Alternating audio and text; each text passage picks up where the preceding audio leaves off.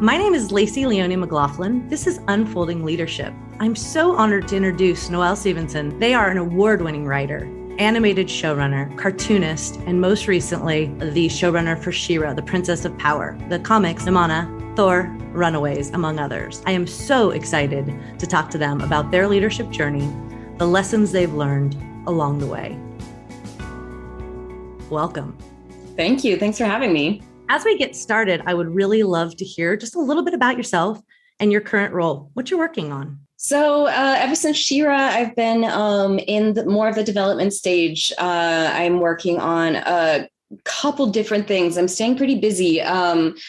Most of it's still under NDA. One thing that has been announced is the Lumberjanes animated series, which is in development still. So it still is just like, just pretty much me figuring out what kind of show it's going to be. And I'm also working on like a more of a personal project. It's actually something I wrote the first draft of when I was 15 years old, and I'm returning to it now. And it's been just kind of just writing, like a lot of writing and hoping that it works. Yeah. So what you're saying is you have a lot of free time. Oh, yes. I'm just, just kicking back with my that's great. I can't wait to see all of the content that comes out. Anything you're involved in is also always amazing. I'd love to hear a little bit about some of your proudest professional moments. Talk to me a little bit about what you're most proud of to this point. I'm really proud that I've been able to make so many different stories with different types of teams. Sometimes it was just me for everything. Sometimes it was me in a small editorial team. Sometimes it was me and an artist. With something like She-Ra, it was me and like a pretty big group of people that I was, managing. With She-Ra especially, it was such a experience of having to grow a lot really fast as a pretty young showrunner and figure out how to manage a crew of people that was, that size and that, many different kinds of people with different kinds of skills. I think the fact that at the end of the day, everyone from She-Ra is still really close and we're all still friends and we're all still really proud of what we made. And I'm really proud of that as well. I think that animation is it can be a really, really fast-paced, stressful place to be. And I think whenever you make those genuine connections, that's something to just hold on to. And I feel very lucky that I've been able to. Yeah, I feel very lucky that I've been able to watch your journey. And one of the things that I've been most inspired by is the impact that you've had on the world and the way you've stayed true to your values. And that really came out in the way you showed up as a leader. And we all know that there is no playbook for leadership. And often in your industry and in your space, it looks pretty glamorous. Well, the reality is, I know that we get a lot of bumps and bruises along the way. I'd love to get a few examples from you, some of those less than pretty examples that affected your path, whether that's She-Ra or other projects you'd worked on, because I know you've gotten to a great place. But let's talk a little bit about what got you here. All right. Yeah. So I was a very young showrunner, young enough, I think, to sort of have this very strongly held belief that I could do a good job on this show. And so I came into it with a lot of confidence and sort of, again, I think it was 23 or 24 when I first pitched it. And so I really had not had a lot of hard knocks in my career yet. I really believed that everything was going to fall into place and work out in the end. And She-Ra ended up being something that was so much harder than I expected it to be. The role of showrunner exists the way it does because it is it's a bunch of different jobs in one. And I don't think maybe there is a magical showrunner who is good at every single thing that is involved with being a showrunner, but there are just so many aspects to the job that are involved that I think it's not very likely. I think every showrunner has some part of the job that they just don't like doing and would rather not do if given the chance. And I certainly have those as well. I'd certainly never been a boss before. And that was that threw me for a huge loop because I wasn't used to seeing myself that way. Mm-hmm. I'd mostly worked on smaller projects with smaller teams of people and I'd had bosses and managers over me. I was not prepared for what it would mean to kind of be that leader. I think that there was so much that I had to learn so quickly and so often the hard way. Like you talked about, it's just like a little bit of a feeling of getting kicked off a cliff and having to figure it out all on the way down. What I had to learn the quickest was that there were so many different people who were involved with this project and who were bringing their own special set of skills to what was going on. And to realize that my job was not, in some ways, my job involved being the idea person, but in a lot of ways, my job involved being support to people who had their own ideas that they were bringing to the table and who were executing those ideas. It's not the same as when I was a comics artist and I just sit down and I have an idea and I draw it and I write it and then it's done.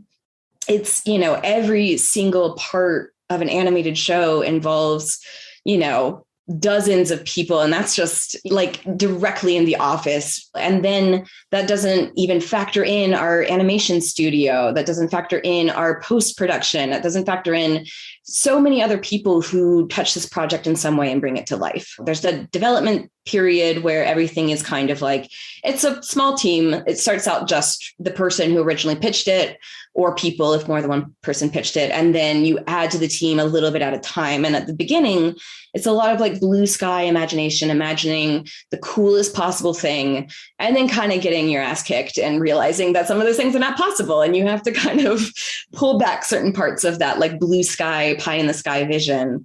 But at a certain point, you're getting animation back from your studio.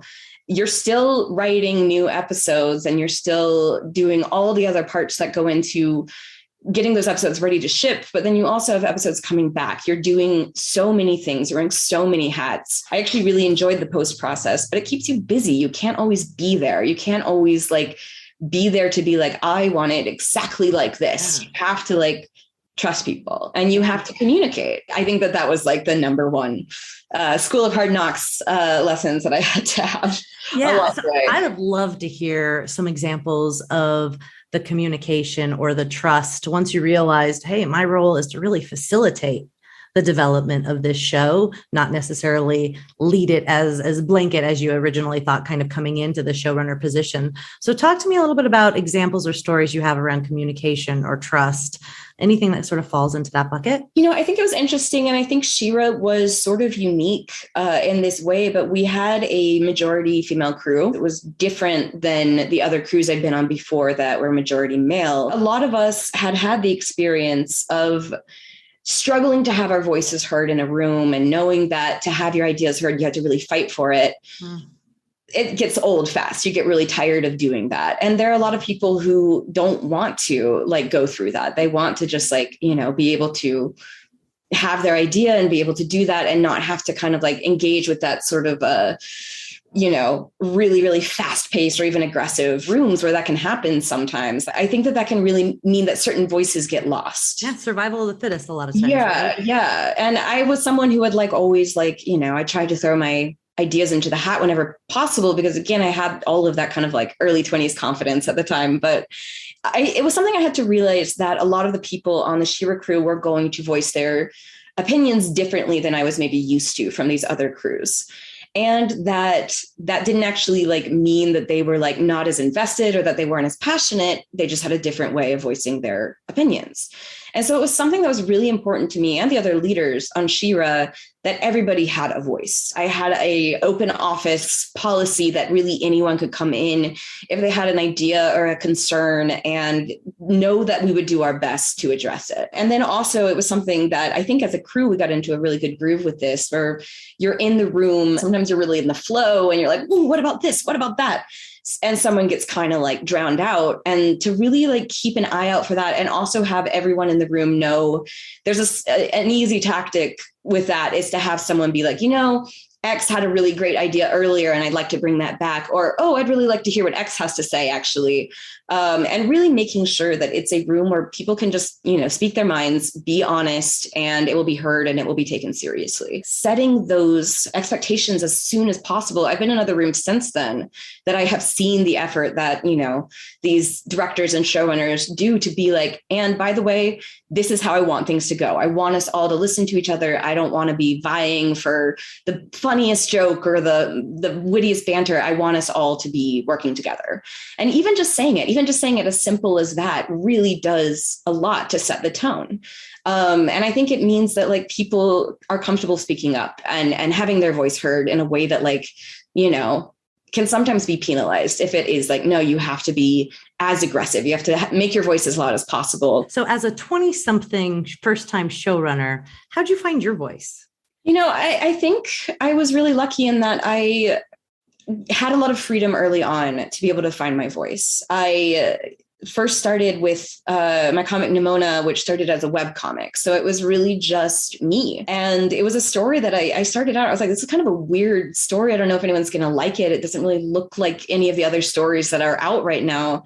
So I really hope people like this. I just got to just completely tell the story I wanted to tell with no restrictions. I didn't have an editor at the time. I think I found it really invaluable to be able to just figure out what I liked about stories and what kind of stories I wanted to tell. When I first got into animation, I didn't really have a sample. I hadn't written any scripts. I had to be taught on the job. But Nimona really served as my sample in that case. It was like, you know, people sort of knew what I was passionate about, what kinds of characters I like to write and what their voices were. And so, you know, people reached out to me wanting that as part of their writer's room, which I was really, really lucky to get. And then that, you know, that carried into She-Ra as well. I also think being a part of the animation teams that I was a part of, that helped me also shape my vision because I'm starting to interact with other people who I was really obsessed with all of the, just like all the different jobs that were going on. Poke my head into people's cubicles and be like, what are you doing? Can I see? Like I was obsessed with everything that went on in running an animated show. By the time I reached She-Ra and I was like, I just really want girl Star Wars. I want girl Star Wars. And She-Ra just seemed like it came at this perfect time. I was like, I really want this. I really, really, this is just like everything I've wanted to do. I shot my shot and it worked out somehow. When we go back to the leadership component of She-Ra and other rooms that you've been in, why do you think it's so difficult for people to talk about how hard it is? So as an executive coach, I go in with leaders often, whether it's in media or entertainment or other industries. And for those first couple of moments with me, people act like, hey, everything is great. I've got this. And then when I look at them and I say, hey, if you've got this, you're probably the only leader I've ever met that does. So why don't you think people talk about how hard it is?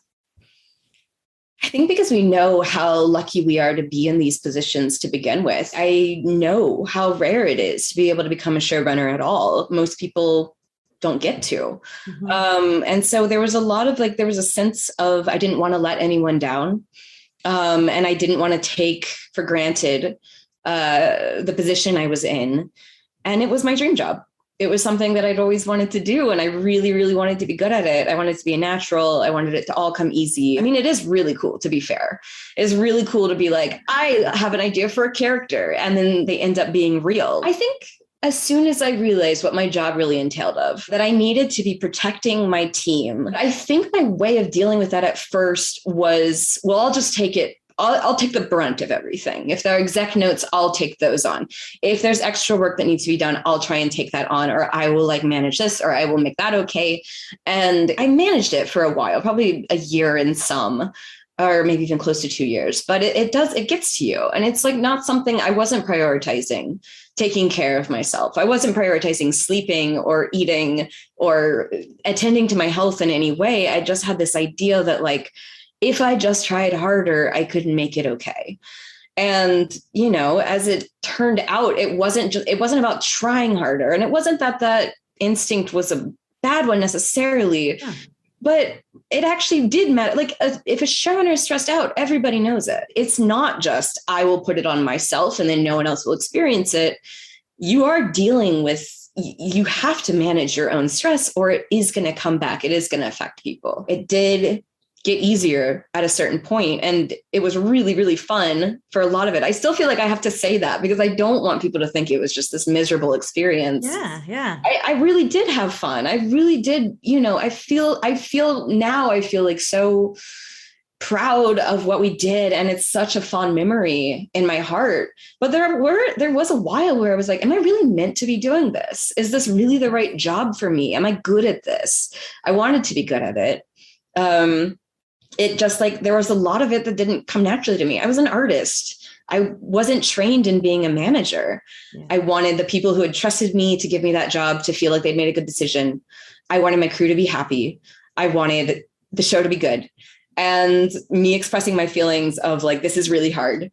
For a while, it seemed like I couldn't actually, or I shouldn't express that. It sounds like there was a switch that flipped for you where you went from, I'm going to keep a strong face on, I am going to be the leader that everybody expects to see, to I'm going to be realistic and acknowledge the things that are challenging and embrace the things that are amazing, fun, and creative. So what was that switch for you? Yeah, there really was a switch. And I think that it involved me burning out in a pretty big way. And I remember the moment that I felt it all hit me, it was so stupid, but I got stuck in an elevator for like 2.5 hours. And this was in my office building. And I just remember this feeling of exhaustion and just like, here I am stuck in an elevator. And it just felt, I just had this feeling of just like, is this worth it? And that once you really feel that, it's hard to take it back. I think the whole time I'd been on this show, I had been so afraid of failing. It was the number one thing that I was afraid of. I was like, I cannot fail. It's not an option. And I got to the point where I felt that I had failed and that this was not going to be a job that I could do. It wasn't going to be a job I could keep. And for a while, it was just like, I didn't know my future. I didn't know my future on the show. I didn't know what was going to happen. It wasn't that things suddenly turned around after that. But I think there's two parts of it. And one is that any emotion that you just suppress or try to act like you shouldn't be feeling, and so why can't it just go away? It's always going to come back. And two is that there's actually a lot of freedom in failing, which I think is one of the most, like the number one thing that I have learned from all of this is like the second I was actually looking down the barrel of failure, I was like, no, I do have good ideas. I can do this. Maybe not perfectly, but like, I'm actually like, I do have the skill to do this. I'm smart enough to do this. I'm kind enough to do this. I can be a leader.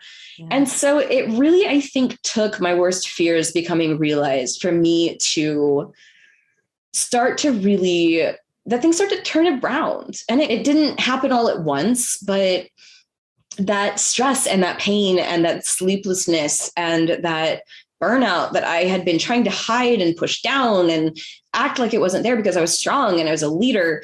Once I actually acknowledged that it was there, I was able to actually deal with it. Honestly, even if I did end up not getting to see She-Ra through to the end, which I'm not going to lie, there was a time when there was just like, that was not for certain. And realizing that I'm like, if that happens, it's not the end of the world. I'm still good. I'm still smart. I'm still kind, and I can still be a good leader. This does not define me. It's also not something that I can just act like it doesn't affect me at all, but it doesn't define me. And I think that that's something, especially for young anyone in general, I think that's something that's really important to know, that sometimes failing can really show you who you are and how to get better. And I did. And it was like, I was not alone. There were a lot of people who helped me. That's great. But often one of the questions that I ask, which is, what's the worst thing that's going to happen? And there's a freedom in that. There's a freedom in getting a sense of control, which is, the reality is, I'm going to be okay. Yeah. I'm going to be okay. I'm going to go on to do other things and it will all work out. But it's a question that I think we sometimes really try to avoid asking ourselves. So getting the help with that is pretty important. What are some other learnings that if you would have had sort of a mentor or somebody advising you or thinking or would have been aware of, could have made your transition into showrunner or first-time leader easier? This one's hard because I do think that there's an immense amount of pressure on young leaders, on young showrunners. Part of the pressure is to make it seem like you have it all handled. And I think that there is more scrutiny. There is more kind of fear around that. Of like, oh no, what if this person can't do the job? We're taking a risk. And so I kind of like processed that as trying really hard to make it seem like I had everything handled and that I was okay and that I knew what I was doing. And so there'd be times where I'm in a meeting for the first time and people are throwing around a word I've never heard before. And I just, you listen, you pick up the context it's being used in, and then the next meeting you are using that word. There were times I think it would have been easier if I had just said, hang on, what does that word mean? I haven't done this before. No one was expecting me to know all of this. And I think that if there had been more times where I had just asked for clarification, asked for help, or said, you know what, I'm a little out of my depth here. Maybe someone could lend me a hand. Maybe there's someone I could talk to. I think that would have relieved a lot of that pressure and maybe prevented that burnout. Are there other things you wish you would have known? I'd never actually been in the position of setting the tone of the office. And I found that very difficult to do, if I'm being honest. I just didn't want anyone to ever be unhappy ever, which is, it just doesn't work that way. Pretty realistic. I was like, I want everyone to have fun. This is our dream job. It'll just all go well. And it'll be this utopia. And it does not work that way. Yeah, still a job, still work, right? Yeah. So, but I do think that I really learned how to listen to people in a way that isn't just, one, I realized that I was not always going to know everything that was going on the crew. And two, I had to people had to be comfortable coming to me to talk about it or it wasn't going to be fixed. So it was sort of like it was learning how to engage with people in a way I really never had before, where I was their boss. I was trying to look out for them, but also it wasn't something where I could just take every, hard thing and make it my own problem. It also doesn't work that way. But there are solutions, and to kind of hear what people really mean when they're stressed out or when they're burnt out or nervous or uncomfortable in some way, to kind of hear what they're really saying and actually act on that instead of taking it as an insecurity, which is easy to do, unfortunately, of being you're unhappy, I must be a failure of a showrunner. Again, not a good way to actually do the job. It was a lot of practice to not take those things personally. I always thought that it was just everyone should be nice all the time. And unfortunately, sometimes that is not always the case.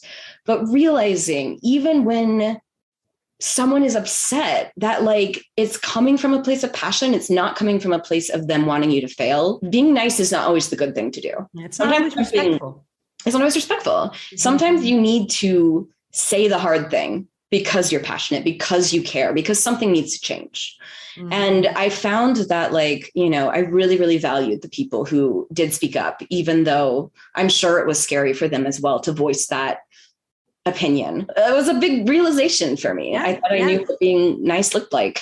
Yeah. And then it's not always respectful. Sometimes we need to say, and sometimes we need to hear those things that may hurt, maybe tough, maybe don't feel great, but it's the right thing for the team, the role, the show, the business, whatever that entity is. Yeah, absolutely. Yeah. So you talked a little bit about how some of that has transitioned and grown with you in future roles. I'd love to hear how these learnings show up today. So what do you do differently? I fret a lot about having big problems on the road and what they'll look like and what's going to be the crucial mistake that causes it. But then the thing I remind myself is but when I am in those situations, I actually kind of enjoy the fast paced, here's a problem, let's figure it out. I'm trying to have that trust in myself. I do not have to worry about what's going to happen before it's even on the horizon. It's not just hoping for the best, but it is knowing that you have the ability to fix it when it happens. Yeah, get there. Yeah. So I love that future perspective, a current perspective. So what's one word that would have described you 10 years ago? And what's that word that would describe you today from a leadership perspective? Fired up would describe me from that time period. And I was 19. So I was, again, not particularly good at regulating my feelings or having a healthy work-life balance. I was in college, art school. So I had no work-life balance. I mostly just drank coffee, but I had this idea that if I were energetic and fired up, that was sort of what gave me worth as a person. And at times I've, really rode that high and really enjoyed that. And then it's It's not always a guarantee. You might not always feel that energy, or you might not always feel that like the decisions you're making are the right ones, or that the path ahead is clear even. And so I think since then, it's like sometimes I really want to be that fired up again. But I think that, let's say measured. I don't know that I succeed at always being measured, but that's what I'm going for. I don't want the feeling that I had in that elevator again, where I'm like, why am I doing this? I want to be fulfilled in all the areas of my life, not just in my career. It's not something that I'm willing to just set myself on fire to like, in hopes that that fire will be enough to make this project satisfying and worth doing at all. Like, I want that fire to be maintained and to be like fed in some ways. And then also, you know, kept from getting out of control, because that, again, that's burnout. We've talked a lot about purpose. We've talked a lot about passion. We've talked a lot about leadership and communication and delegation, and all of the different components of growth associated with that. As our listeners take in this podcast and really think about what it means to their lives, what's the most important piece of advice you'd have for them today? For someone entering into a similar role, you do not have to be strong at every single thing. Part of that is in delegation, and it doesn't make you lesser. It doesn't make you weak. It's like, this is a big job. Part of the job that you're doing when you're a leader, when you're a showrunner, is having an answer, even if that answer turns out to be wrong, is more important than being afraid to pick an answer. So if someone says, should this background be purple or should it be pink?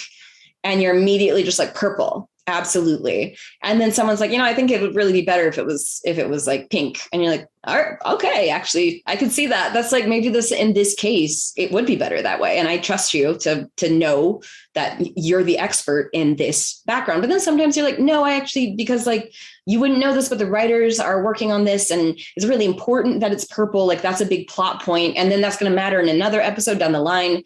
And like, that's a time to stand your ground. You can really get in your own head about choosing the right thing, as long as you can acknowledge that, like, maybe there's times where that wasn't the right call. And I think it's a matter of just being like, all right, I was wrong about that. Anyway, we're doing pink. Let's go. Being confident enough to listen, being confident enough to learn and get it wrong. And then also remembering leadership isn't always about being strong. Yeah. Right. There's a vulnerability to it if you're going to be your best. Yeah, it's a really good way to put it. Yeah, that's a great way. Your last comments are a great way to end. And with that, I cannot thank you enough for your time and energy. And honestly, the work you put out into the world, it is brilliant, and you're making the world a better place. And I have been so honored to watch you in your journey, and I can't wait to see what you do next. What I'm left thinking about is Noelle's elevator story. Burnout, frustration, fatigue, focused by a moment of clarity where they no longer needed to be right and knew it would all be okay. Have you had your elevator moment? If you have, what did you do? Or what will you do? This is episode 3. Thanks for listening. See you next time.